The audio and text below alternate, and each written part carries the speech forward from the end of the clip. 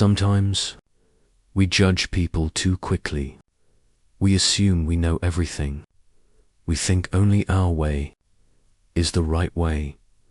But what if I told you, one simple moment with a little girl can completely change the way you look at people and their opinions? What if the person you thought was wrong was actually seeing the world from a place you never even considered? Today's story will open your eyes. It will remind you that every person carries a reason, a perspective, a truth you may not know. So stay with me, because sometimes the smallest voice teaches the biggest lesson. There was once a small, peaceful village, the kind where mornings smelled like fresh bread and evenings echoed with children's laughter. In that village lived a little girl named Emily. Emily wasn't just any child. She had a glow-bright eyes, a hopeful smile, and a cheerful heart. She walked to school every morning with a tiny backpack filled with books, notebooks, and crayons, because while she struggled in many subjects, drawing was her world. But Emily had one big challenge. Math, simple additions, made her fingers dance. Subtractions made her forehead wrinkle. While other students solved problems quickly, Emily would quietly count on her fingers, hoping no one noticed. Her parents worried. Her classmates teased her sometimes. And even though Emily tried her best, numbers simply didn't feel friendly to her. One bright morning, her teacher, Mr. Johnson, announced, "All right, kids, today we're drawing." The class exploded with excitement. Color pencils, erasers, crayons flying everywhere. Emily's face lit up instantly.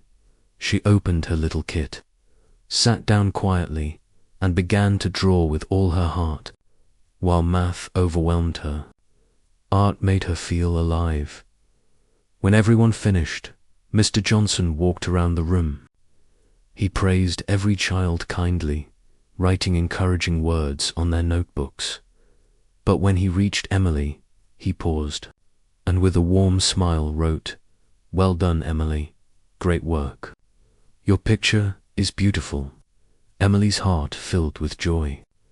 She held her notebook close, imagining how proud her mother would be. When the bell rang, the children rushed outside, some towards the canteen, others to play. Emily didn't like eating alone, so she joined her friends. As they ordered food, her weakness appeared again. She struggled to calculate her total. Her friends helped, but quietly, a few kids exchanged whispers. "She's really bad at math."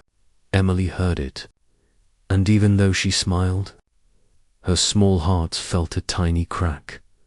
Later, in math class, Mr. Johnson decided to teach a simple addition using apples.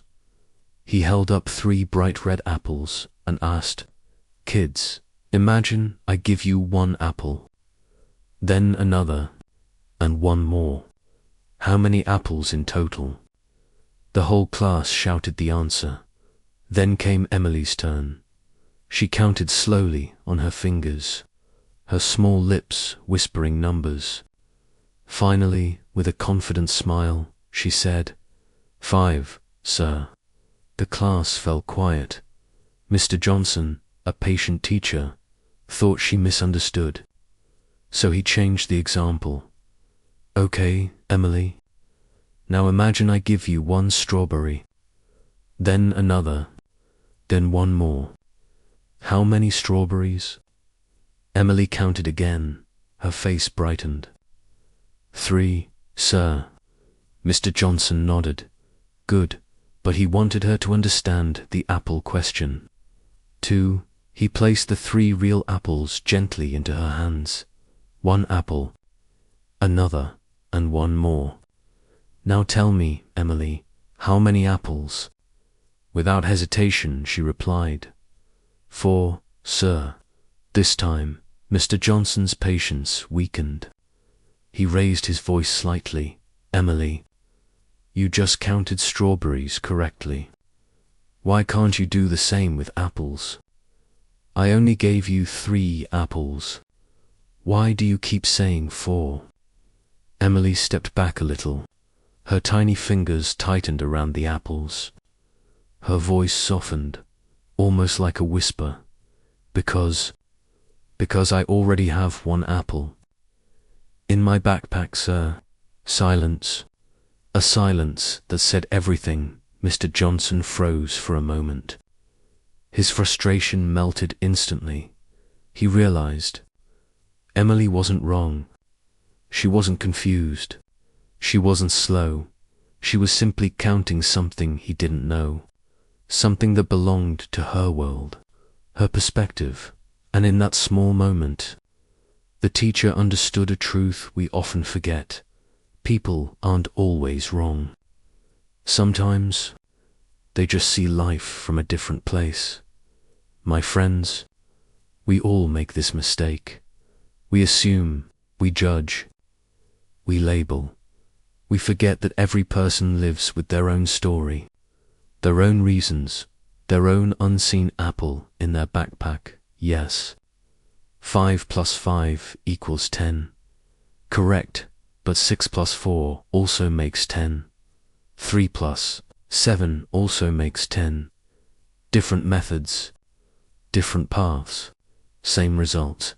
So the next time someone disagrees with you, the next time someone thinks differently, pause, listen, understand. Your way isn't the only way, and their perspective may hold a truth you never saw. If this story touched your heart, don't let it fade away. Carry its lesson with you. Because your understanding, your kindness, your patience can transform someone's day, someone's life, or even your own. Thank you so much for watching. This is Wrillex Tales, and I'll meet you again with another story that inspires, teaches, and stays with you long after the video ends.